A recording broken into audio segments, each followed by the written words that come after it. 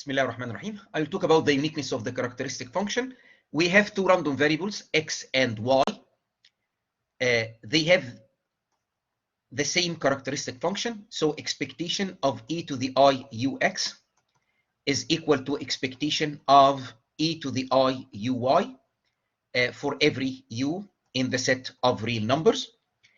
We want to show that the two random variables, x and y, they have the same CDF.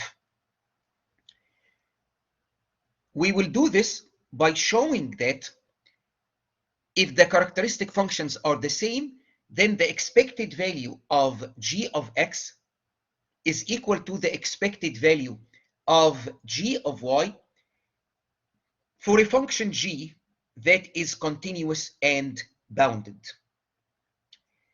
The function g is bounded. It means that for every alpha in the set of real numbers, the magnitude of g of alpha is less than or equal to some strictly positive finite real number, big M.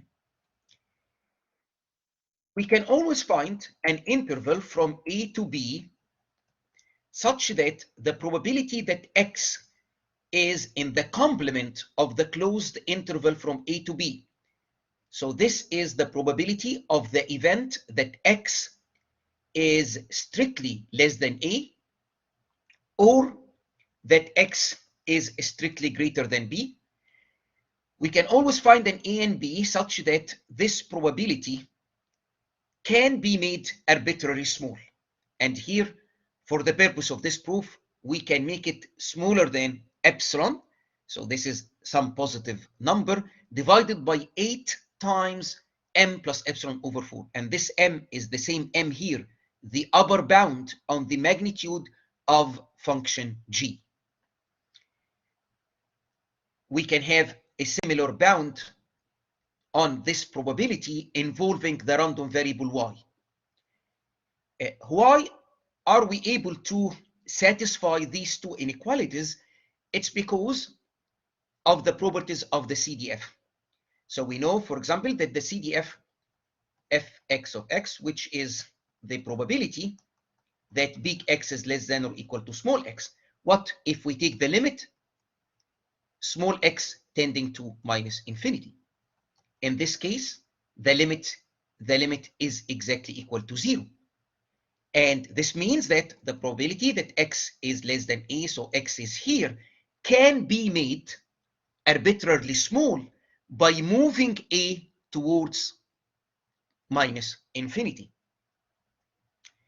Now, the limit as x tends to plus infinity of the probability that x less than or equal to small x, the CDF, is equal to 1, which means that the probability that big X is greater than small x will tend to 0, which means that the probability that x is strictly greater than b can be made arbitrarily small by moving b towards plus infinity.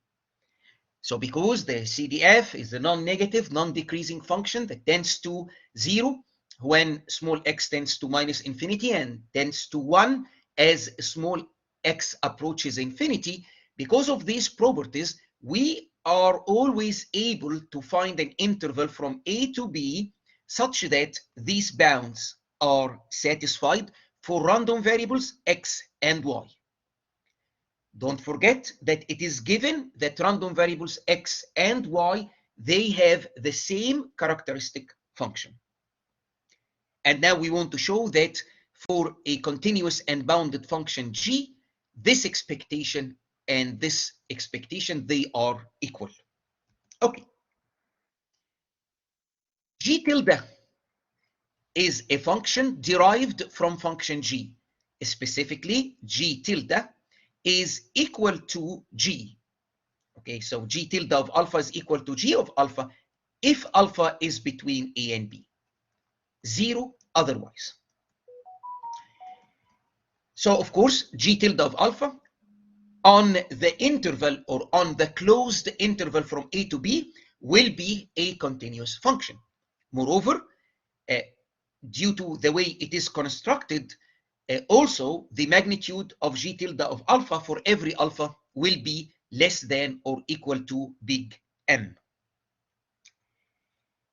Now, we can construct an approximation for the continuous and bounded function g tilde of alpha on the interval from a to b. This approximation is the function b of alpha, and we can make the difference between g tilde of alpha and b of alpha less than some arbitrary positive epsilon divided by 4, and this would be true for every alpha between a and b.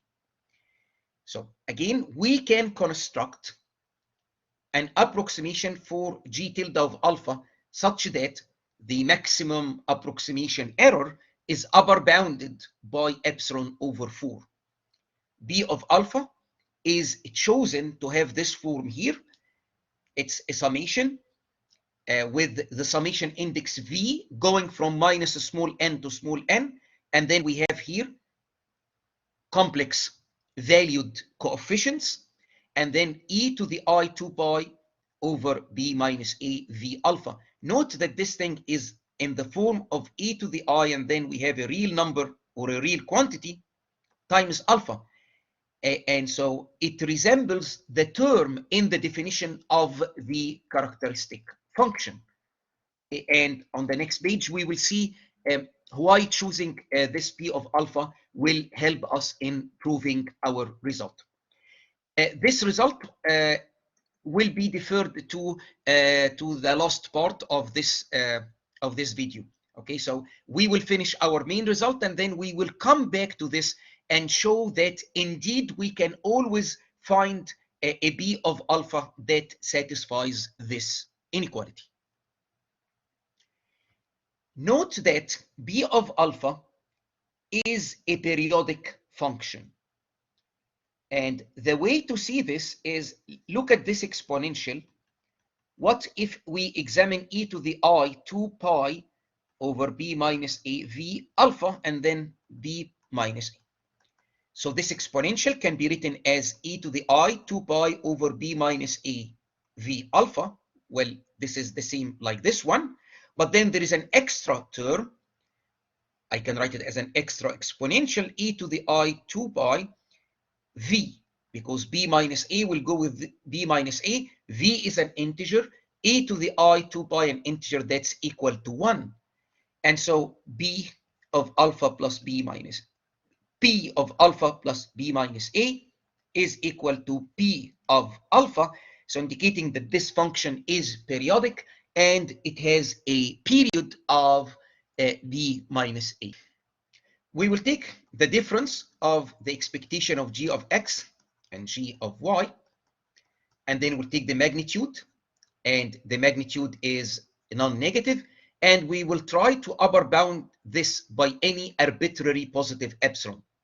So if we can succeed in upper bounding this magnitude by any arbitrary positive number, it must be that this quantity here is equal to 0, and so expectation g of x is equal to expectation g of y. So let's start. So this is the difference. We can combine these two guys.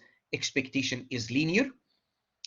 Then what we will do is that we will introduce terms. So minus g tilde of x plus g tilde of x. Don't forget what is g tilde. G tilde of alpha is g of alpha, our given continuous bounded function, indicator alpha between a and b. So g tilde of alpha is g of alpha whenever a is in the closed interval from a to b, 0 otherwise. Then minus p of x plus p of x minus p of y plus p of y, and b of alpha is this function in which we have complex coefficients. And then we have those complex exponentials. Then minus g tilde of y plus g tilde of y minus g of y. Now, the first thing is that we will isolate this term, b of x minus p of x. We will take the expectation of this term. Now, this is function p, applied to x, and this is function p applied to y. And then we have the expectation applied to a finite sum. And so we can basically, because expectation is linear, we can take the expectation. What is the expectation of e to the I 2 pi over b minus a vx? Well, the characteristic function looks like this. And by comparing this expectation applied to this exponential here is exactly the characteristic function of x evaluated at 2 pi v over b minus a. And this expectation applied to this exponential here will give us the same, but now because we have random variable y, so we will have the characteristic function of random variable y. But it is given, this is our starting point, that these two random variables x and y, they have the exact same characteristic function. Phi x of u is equal to phi y of u for every real u. So the difference here, regardless of small v, is 0. And so the sum of zeros is 0. So if we apply the expectation to p of x minus p of y, we get 0. And then we are left with those other terms. And we can apply the triangle inequality. And now our upper bound is the expectation of the magnitude of g of x minus g tilde of x plus expectation of the magnitude of g of y minus g tilde of y. And then we have also expectation of the magnitude of the difference, g tilde of x minus p of x. And then finally, we have the expectation of the magnitude of this part here, these two terms. The goal now is to try to upper bound each one of these guys. And we will focus on this and that because, you know, these two guys are the same, except that we are dealing with random variable y rather than random variable x. But, you know, the steps are exactly the same. So let's focus on this guy first. So this is the expectation. I will take this expectation and write it as expectation of magnitude of g of x minus g tilde of x. And then I will put here, you know, we can imagine that this is multiplied by 1. And I write down this one as indicator x in the closed interval from a to b plus an indicator that x is in the complement of that interval. Then using linearity of expectation, we can split this expectation into two parts. In one part, we have this indicator that x is between a and b, and another expectation in which x is less than a or greater than b.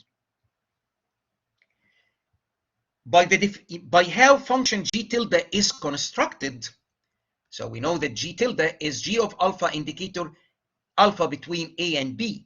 So these two guys are exactly equal when alpha is between a and b.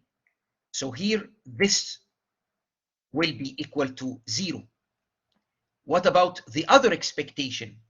For the other expectation, g tilde is equal to 0. So here, g tilde of x, because x is in the complement of the interval from a to b, this is equal to 0. And we are left with the expectation of the magnitude of g of x times this indicator. Now, g of x is a function from r to r that is continuous and bounded. And so we agreed that the magnitude of g is always less than or equal to big M. And so we can upper bound this magnitude by big M, and we are left with the expectation of indicator x not in the interval from a to b. So this will be the probability that x is less than a or greater than b. And this probability, by design, is less than epsilon over 8m plus epsilon over 4. Okay, and m divided by this m plus something positive, this is less than 1. So this upper bound here is less than epsilon over 8. So recall that we have chosen A and B so that the probabilities of the two events x less than A and or x greater than B, these probabilities are arbitrarily small. Okay, and so here this term is upper bounded by epsilon over 8. What about this term? We will do the same thing. We will introduce these two indicators and then apply linearity of expectation to split the expectation into two expectations. Let's see what we have here. Here we have indicator x in the interval from A to B and the magnitude of the difference g tilde of x minus p of x. Now by design, we have this function b designed so that this difference is less than or equal to epsilon over 4. And so we can upper bound this by epsilon over 4. And then the expectation of the indicator will give us the probability that x is in the interval from A to B. And this probability is upper bounded by 1. So this expectation here is less than or equal to epsilon over 4. Now, what about this expectation? Now, g tilde of x is 0 outside the interval from A to B. So this is equal to the expectation of the magnitude of b of x, indicator that x is not in the interval from A to B. Now, do we have an upper bound on this function p? On the interval from A to B, the magnitude of b of x can be written as, so we have an equality here, just subtract and add g tilde of x. So the magnitude of b of x is magnitude of b of x minus g tilde of x plus g tilde of x. Then apply the triangle inequality. This is less than or equal to the magnitude of b of x minus g tilde of x plus the magnitude of g tilde of x over this interval. Now g tilde of x is like function g. The magnitude is always less than or equal to m. And then by design, this function b is chosen such that this difference here is less than epsilon over 4. So we have an upper bound which is m plus epsilon over 4. This is an upper bound on the magnitude of p of x. So we can go back here to this expectation. Now this is less than big M plus epsilon over 4.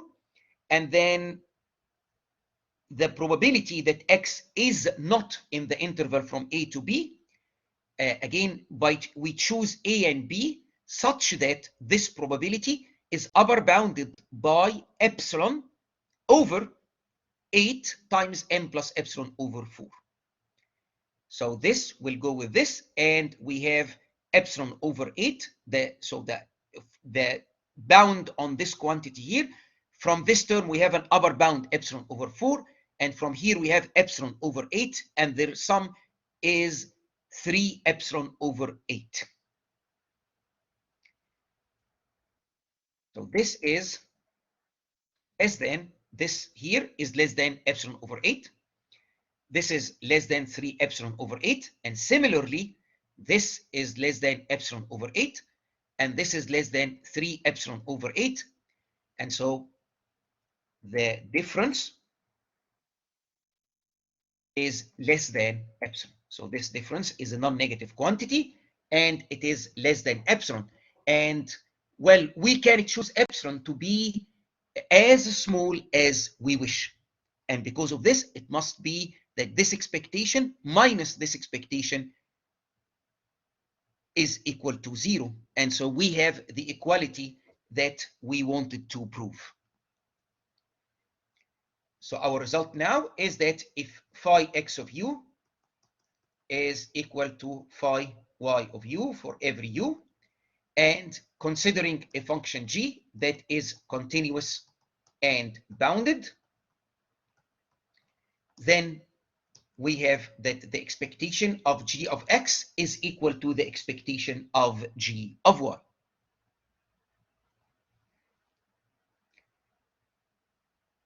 Now I choose a particular form for function g. So g will be equal to 1 all the way to some given alpha, and then it will decay linearly to 0 at alpha plus delta. So g has this parameter delta, and this function is clearly continuous. Okay, so like here, and then it goes to 0, and then it continues at 0, and it is bounded. So the magnitude of the function is less than or equal to 1. If the two characteristic functions are equal, and since this function here is bounded and continuous, then the expectation of g delta of x is equal to the expectation of g delta of y. Now, what will happen to this function as delta approaches 0 from the positive side? Okay, so the function will remain 1 from minus infinity all the way to alpha, but then in the limit, the function will be 0 here. Okay, so that's basically the limit as delta tends to 0 plus of g delta of beta. We didn't start with the function like this because it will not satisfy our previous result.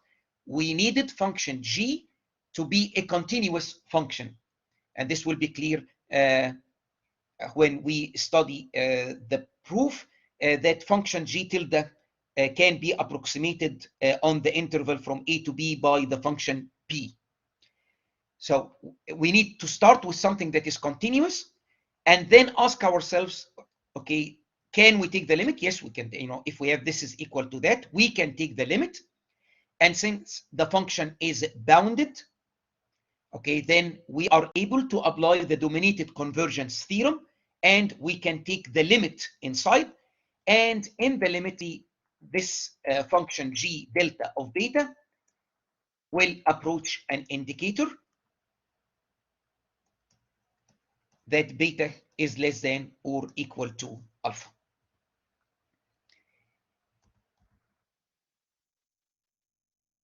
And now the expectation of this indicator is the CDF of x evaluated at alpha, and the expectation of this indicator is the CDF of y evaluated at alpha. So as a special case, we can, and after applying, taking the limit and applying the dominated convergence theorem, then we are able to show that the characteristic functions being equal implies that the two random variables x and y, they have the same CDF, the same distribution. The last part is to justify what we have employed, that we can find a function b of alpha of this form such that the magnitude of the difference between p of alpha and g tilde of alpha with alpha between a and b can be made arbitrarily small. Recall that this function p was important to us because it has a complex exponential that resembles the complex exponential in the definition of the characteristic function. So we need now to make an argument that this is indeed possible. Consider a sequence of random variables x1, x2, x3.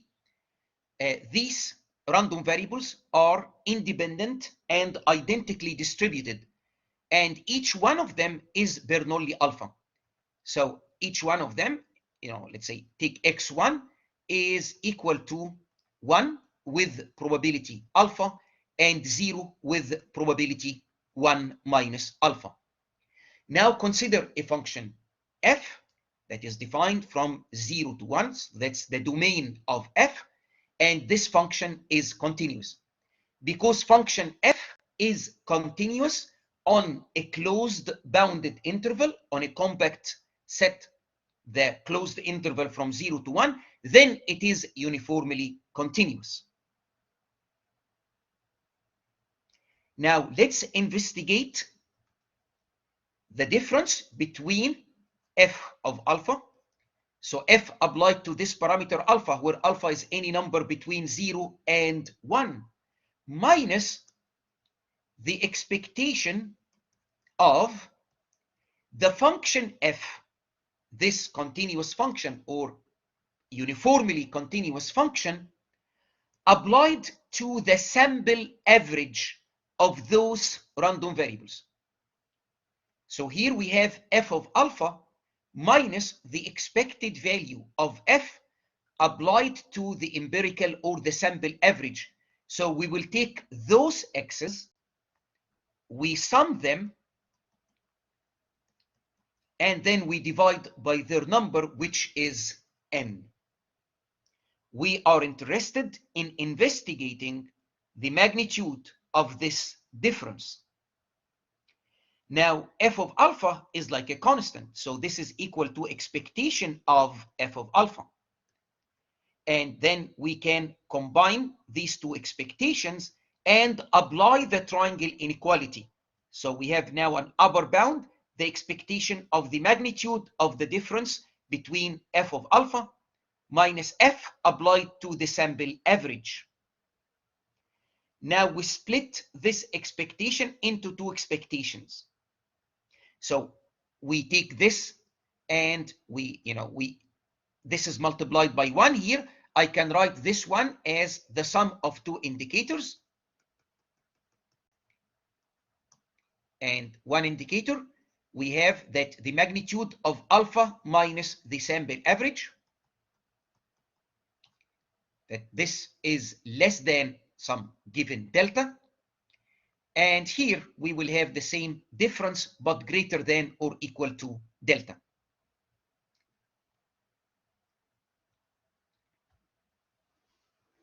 Now the function f, as I said, is continuous on the closed interval from a to b, so function f is uniformly continuous. And what does it mean that f is uniformly continuous? It means that give me any positive epsilon, there exists a delta which will depend on epsilon, such that for every c and d from 0 to 1, satisfying that the difference between c and d is less than delta, then the magnitude of f of c minus f of d is less than any, this given epsilon or epsilon over 2. In other words, because the function is uniformly continuous, then I can choose from its domain 2 points that are close enough, that are within delta from each other. And by doing this, I can make the magnitude of the difference of f of c and f of d less than some arbitrary positive number. Here I will take it to be epsilon over 2. Also, f is a continuous function on the closed interval from 0 to 1. So f is a bounded function. And let's again use big M for the bound. So the magnitude of f of c minus f of d by applying the triangle inequality, this is less than or equal to the magnitude of f of c plus the magnitude of f of d. The function is bounded. For every c between 0 and 1, magnitude of f of c is less than or equal to m. So this means that this guy is less than or equal to m, and the magnitude of f of d is less than or equal to m. So the magnitude of this difference is upper bounded by 2m. Okay, so let's now see how we use this information to upper bound these two expectations. Now, here we have the indicator that alpha and the sample average, they are separated by less than delta. So this means that this magnitude is less than epsilon over 2.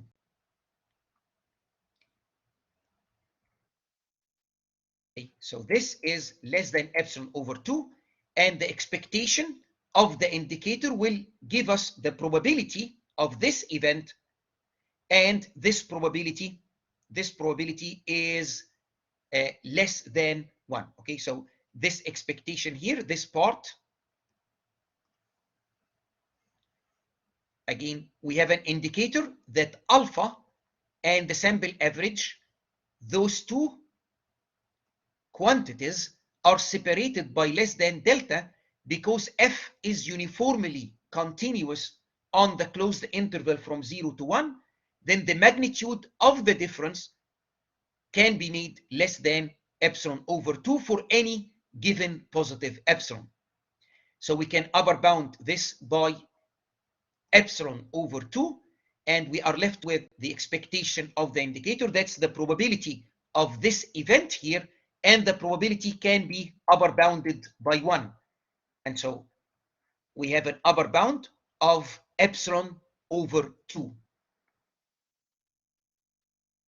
What about this one? Now for this one, the difference between alpha and the sample average is not less than delta. Actually, it is greater than or equal to delta. So for this expectation here, we say, well, the function f is bounded on the closed interval from 0 to 1. So the magnitude of this difference is less than or equal to 2m, where m is the bound on the magnitude of f of x. X is any number between 0 and 1. So for this second expectation, this term here is upper bounded by 2 big M, and the expectation of the indicator is a probability, and here is the probability.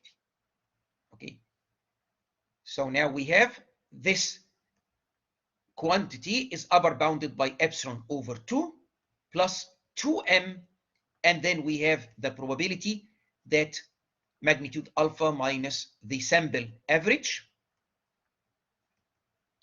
is greater than or equal to delta.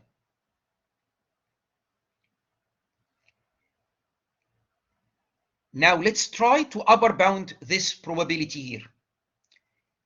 This event is the probability that the magnitude of 1 over n summation k from 1 to n xk minus alpha,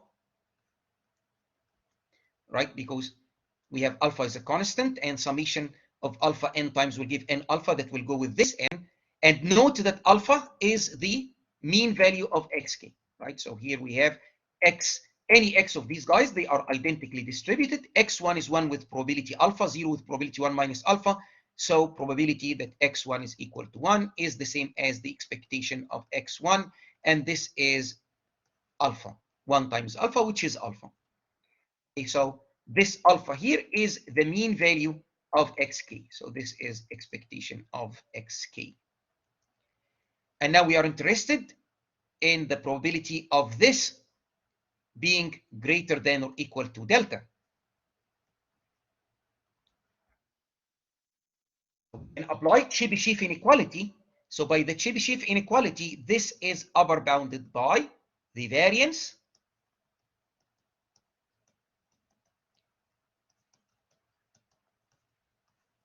divided by delta squared. So we have 1 over n. It will come out as 1 over n squared because we have a variance. And then we have the variance of the sum. And because the random variables are IID, then variance of the sum is sum of variances. We have n terms in this sum, and they are identically distributed. So the sum of variances is equal to n times the variance of one term here, xk. So for this probability here, we upper bound using Chebyshev inequality. The overall upper bound is epsilon over 2 plus 2m over delta squared. We get this delta squared when we apply the Chebyshev inequality. And then we have 1 over n squared, which comes when we have the variance, and this is like a constant, so we take it outside after squaring. And then we have n, the number of terms in this summation, and then we have the variance of one of those random variables. X of k is 1 with probability alpha and is 0 with probability 1 minus alpha. So the second moment is 1 squared times alpha, so it's alpha. And the first moment is alpha, and so the square of the first moment is alpha squared. The variance is alpha times 1 minus alpha. This is the variance of xk for every k. Alpha minus alpha squared is a quadratic, it is a concave function, and its maximum is 1 over 4. So this variance here, rather than leaving it in terms of alpha, this variance is upper bounded by 1/4. So the overall upper bound will be epsilon over 2 plus big M over 2 delta squared 1 over n. So the claim is that by choosing n to be large enough, we can make this upper bound as small as we wish, right? So by choosing n to be greater than big M over epsilon delta squared, given epsilon, then this term here will be upper bounded by epsilon over 2, and the upper bound over this difference is epsilon. By choosing n to be large enough, we are able to make this magnitude here less than epsilon for every alpha between 0 and 1. Here is the interesting thing. What is this expectation? Now, what is this summation here? So the summation k from 1 to n xk, because xk is Bernoulli with parameter alpha, then this summation is binomial n and alpha, which means that this summation in value can be equal to 0, 1, 2, all the way to n. This summation is equal to v with a probability n choose v alpha to the power v 1 minus alpha to the power n minus v. So this means that this summation divided by n, the possible values are 0 over n, 1 over n, 2 over n, all the way to n over n. And each one of those values, specifically the value v over n, will occur with probability n choose v alpha to the v 1 minus alpha to the n minus v. And so this expectation is this summation here.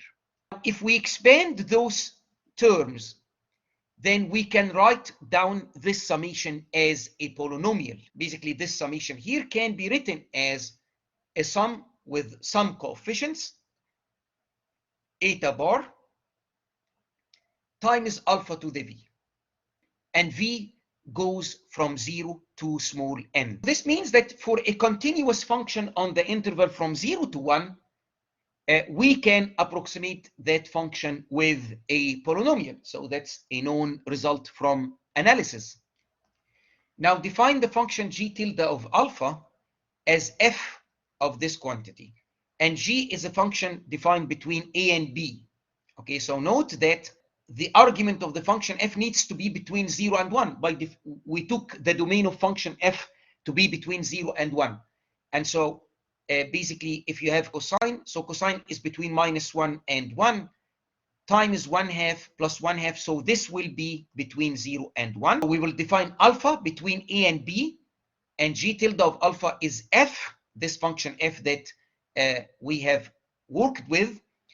F applied to 1/2 plus 1/2 cosine 2 pi alpha minus a over b minus a. So we have here a cosine function which is continuous, and function g tilde is the composition of function f and this continuous function, and the composition of two continuous functions is continuous, and so g tilde is indeed a continuous function on the closed interval from a to b. This is the inequality with function f, replace alpha by this half plus 1/2 cosine 2 pi alpha minus a over b minus a.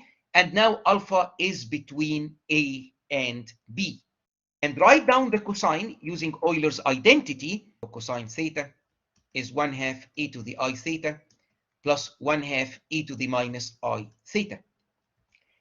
Now this f is g tilde of alpha. What about this term here? If we expand this bracket, we will have terms like e to the I 2 pi alpha over b minus a to the power v times something. And then we will have also terms e to the minus I 2 pi alpha over b minus a to the power v.